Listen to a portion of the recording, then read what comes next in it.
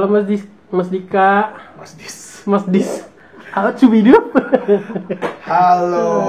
Mas Dika sebagai apa di Lenje-Lenje Toko?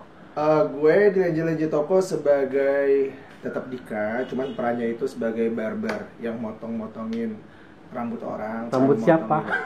Motongin rambut suami orang. Wadah, kok serem. Nggak, kalau di karakter Lenje-Lenje Toko itu gue ya barber. Oh gitu. Gimana awal pertama diajak di Lenje-Lenje Toko? Awal pertama diajak itu, kebetulan kita udah sekali ganti tim ya. Itu dulu tuh sama tim yang pertama tuh kayak gue excited sih kayak denger ceritanya kayak diajak syuting di tokonya Papi Sony Nagasuara. Terus gue Surya. Anjing goblok Nagasuara. Dia produser ya. Tapi ini lucu semua. Sorry ya, maaf Papi, maksud gue Sony Nagasurya gitu loh. Nah, diajak di syuting depannya Papi Sony Nagasurya. Itu tuh kayak excited banget gitu loh, karena semua sudah terkonsep. Terus Kak Oka juga ngasih skrip yang sudah sangat terstruktur, jadi seru banget, deg-degan tapi seru banget. Ada hantu lewat. Itu sih emang. Anak-anaknya menurut kamu gimana? Maksudnya anak-anak yang di Lenje-Lenje Toko? Anak-anak di Lenje-Lenje Toko tuh seru-seru banget, kompak gitu kan. Terus yang lucunya adalah karena chemistry kita semua dapet, jadi tuh kayak di season 1 ya, di season 1 tuh kayak nggak terlalu banyak, bukan nggak terlalu sih, tapi kita lihat dialog, tapi banyakan tuh yang improve-nya tuh keluar sendiri gitu loh, antara kayak gue sama si Nur, Melanie, atau gue sama Papi Sony, atau sama Kak Okan, atau sama Inces, atau sama yang sebelumnya juga sama Eka sama Freddy itu waktu itu dapet. Jadi ya begitu seru. Nah, sama yang ya baru-baru ini menurut lo? Baru-baru ini ada Karafi juga seru, terus ada Ko Felton juga, dia mendalami karakter banget, itu gue suka sebenarnya. Ini sejujurnya ya dari gue nih seorang Dika Suzaf. Karakter yang lain tuh juga keren-keren banget, apalagi kayak Kak Felton tuh dia tuh karakternya keluar banget gitu kan, dia bisa jadi kayak anak-anak gitu kan, tapi dengan badan yang gede yang manja.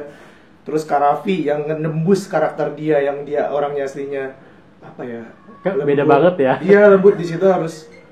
Ini handphone gue banting ya. Masih aja. Cowoknya keluar ya. Ya begitulah.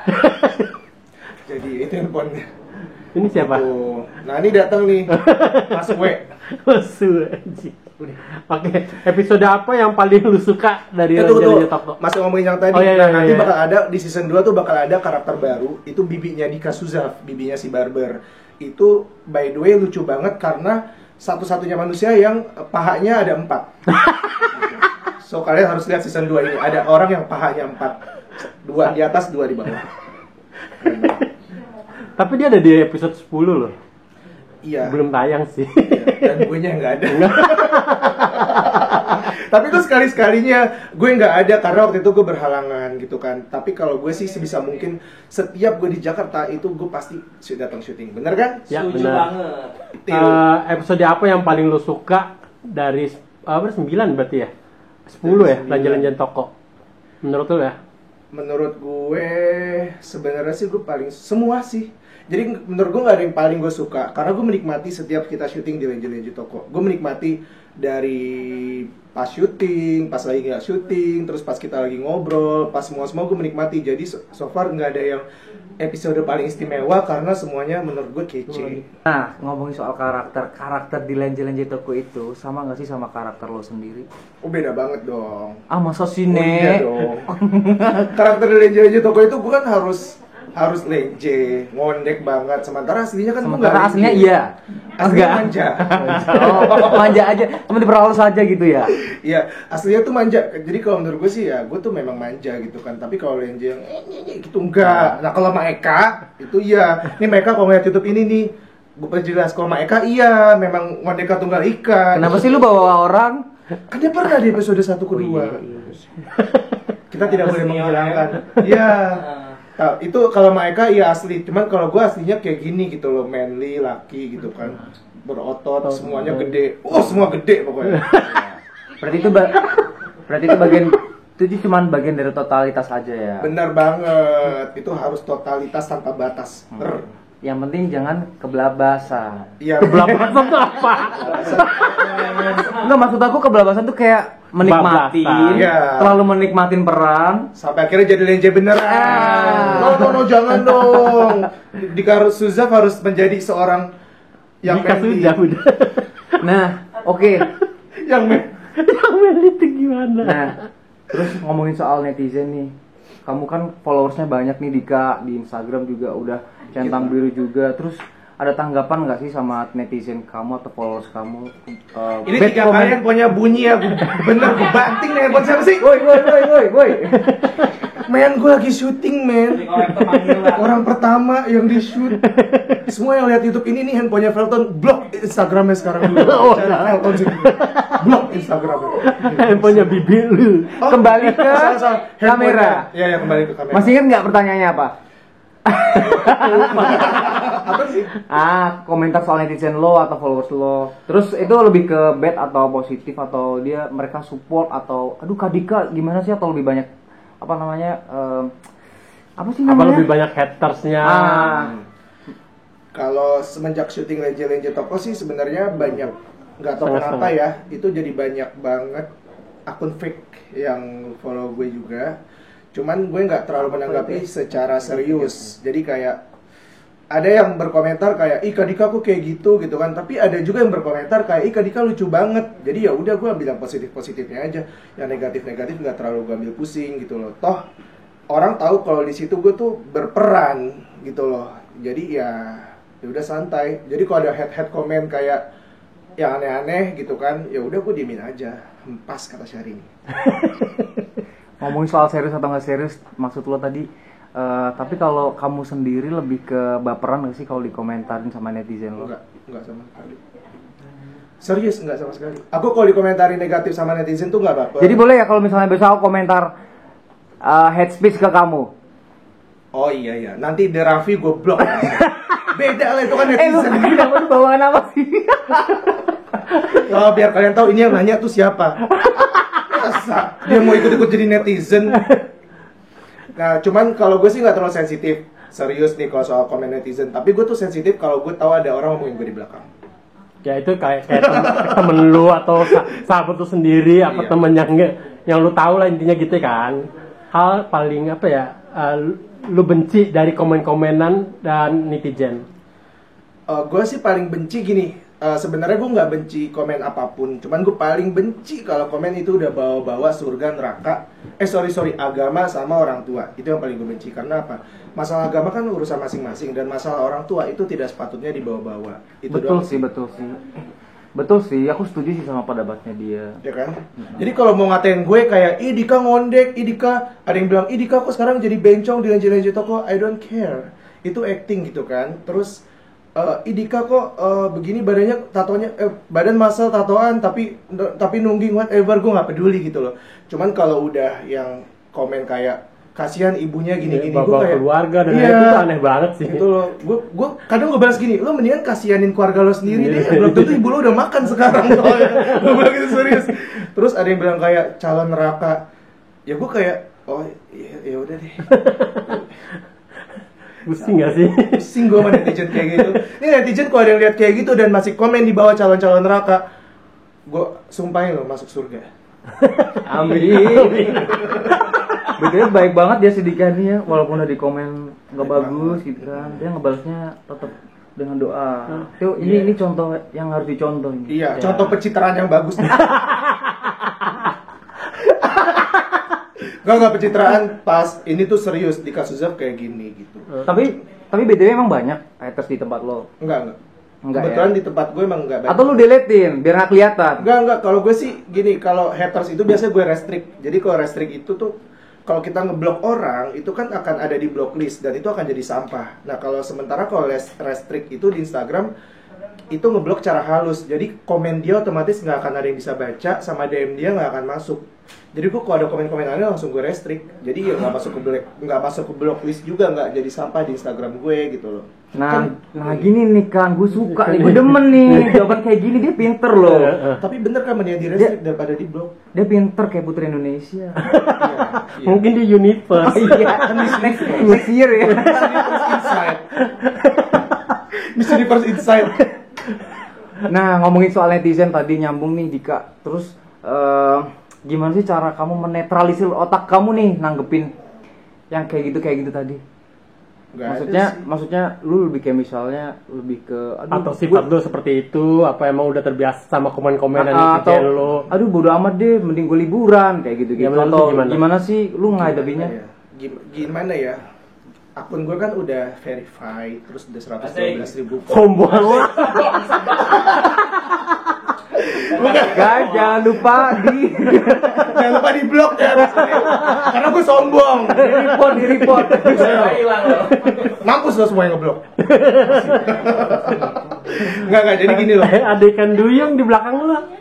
Iya, bocor. Ikan duyung apa dah? Gue Dugong ya. ada dugong. Jadi gini, kalau gue sih punya akun secara kebetulan TikTok gue followersnya banyak, Twitter gue followernya banyak, YouTube gue followernya banyak, subscribe. Gak usah ngomong TikTok lu udah ke-ban. Gue udah bikin yang baru kak. Oh iya. Kalian bisa follow. Alhamdulillah. Alhamdulillah. Udah 2 kali ke-ban. 2 kali loh, banyak ya. Ingetin lagi. Banget. Berarti yang ketiga ini kita doain bareng-bareng semoga ke-ban lagi. Jangan dong. Jangan dong. Semoga ya makin banyak yang Doakan yang ya. follow. Iya. Jadi gue gini loh, kalau dibilang komen itu banyak. Jadi dari Twitter ada yang masuk, dari Instagram masuk, dari YouTube masuk, dari mana masuk, sampai kadang ada yang masuk lewat belakang. Jadi coba ya gue menikmati aja sesuatu yang masuk itu. Betul-betul yang masuk lewat dari belakang itu apa? Tunggu, apa itu? Nggak, maksudnya masuk Aku duit bisa dari mencerna. belakang. Maksudnya masuk dalam dalam delapan kantor. Dari sini loh, oke. Kak. Ini kayak ini kan ya Allah 1000 banget. Ini tuh gitu kan ya udah menikmati gitu kan, masuk lewat belakang kan enak. Jadi buat kalian yang suka masukin lewat belakang ini. Enak ya, ada duit masuk soalnya. Nah ngomongin soal medsos kan tadi Dika bilang udah pakai banyak medsos ya kayak gitu, maksudnya lumayan aktif di berbagai aplikasi medsos. Nah sebenarnya Dika sendiri lebih ke fokus kemana sih kalau bikin konten di medsosnya atau beda-beda? Wah gue kalau di Instagram kayak gini, kalau di TikTok kayak gini. Konsepnya ya. Atau pokoknya gue stable deh di konten yang seperti ini di semua aplikasi atau gimana sih? Jadi kalau gue itu di Instagram hanya menuangkan foto dan teaser dari YouTube sebenarnya. Jadi kalau yang fokusnya gue sebenarnya ke YouTube karena nggak munafik ya, kita semua butuh uang dan yang paling menghasilkan itu uang dari YouTube. Jadi gue berusaha membesarkan YouTube dan sementara di Instagram tuh cuma teaser. Di Twitter juga, kalau di Twitter nggak bisa cari uang, tapi di Twitter gue cari viral karena sesuatu yang gue posting rata-rata viral di Twitter. Terus udah gitu cuman cari nama lah gitu loh, karena semua imbasnya akan ke YouTube. Orang akan cari tahu. Sekarang kalau kalian cari Dika doang di YouTube Banyak. Ya, waktu itu sih kayak waktu gue masih aktif YouTube, ketika lo ketik Dika itu nama gue akan ada di urutan kedua.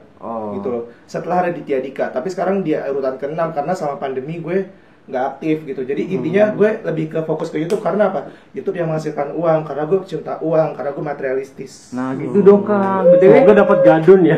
Iya, Tante Girang dong. Kalau saya semoga dapat Tante Girang pasti punya suaminya tajir ya. Jadi tiga dong. Nah gini nih, ini contoh anak milenial bener nih. By the way, kalau lu sendiri lu nomor berapa di YouTube? Kok jadi gue? Kalau search nama lu nggak ada gue di situ, di belakang gue nih.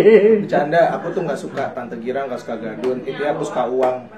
Ya, alhamdulillah. Berarti kalau boleh disimpulin, Dika sendiri sekarang berarti lebih fokusnya di YouTube ya. Kalau tadi dengerin dari omongannya ya. Oke. Tapi kayaknya YouTube lo sempet ini dah. Lagi nggak aktif gitu ya. Iya, tapi mulai minggu ini udah aktif. Oke, semangat terus Dika. Terakhir deh. Belum kelar, dikit lagi. Ini udah berapa menit lagi? Oh iya.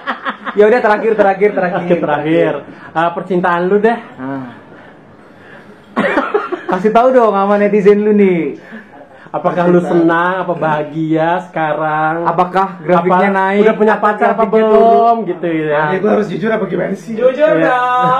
Pada netizen. Enggak. Ya sebisa lu jawab aja. Kok ekspresinya di kamera beda sih? Beda. Jadi gini loh. Dia cakep kok di kamera.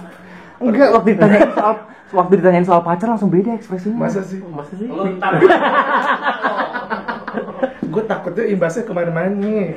Enggak, udah gue tanya Ya udah, dong nggak usah, lancar nggak usah. kah? Jadi gini. Atau Ya, namanya orang kalau pacaran bermasalah itu wajar. Iya. Nah, maksudnya sekarang ini kisah asmara lo tuh Masih. ada di kondisi mana gitu Masih loh? sih. Lancar kah? Kondisinya lancar. Kayak bus aja sih lancar. Jadi gini, gue tuh memang sejujurnya gue ada pacar. Oke. Dan masih pacaran. Oke. Cuman ya kita tuh deket tapi LDR.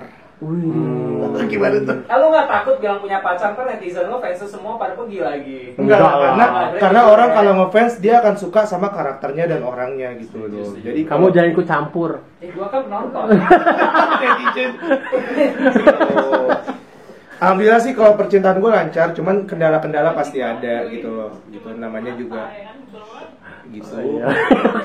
Oke, makasih Dika Sujab atas waktunya. Iya. Mudah-mudahan Mudah-mudahan apa? semuanya menjadi viral. Iya, amin. Terus kisah asmaranya yang tadi bilangnya sedikit bermasalah, mudah-mudahan. Oke, lanjut ke depan gimana menurut lo? Oh ya, semoga Lenje-Lenje Toko ini semakin terdepan seperti Yamaha. Iklan Yamaha. Enggak, tapi seriusnya buat kalian yang nonton Lenje-Lenje Toko season 1, terus kalian harus nonton terus season 2 karena akan makin seru, konsepnya juga makin bagus. Terus semoga untuk Lenje-Lenje Toko ini semakin besar karena Amin. sesuatu yang besar itu pasti memang lebih enak. Wis. Iya, Pokoknya sukses alhamdulillah. buat teman-teman di Lenje-Lenje Toko semua dan keep solid. Bye Dika, thank you. Bye.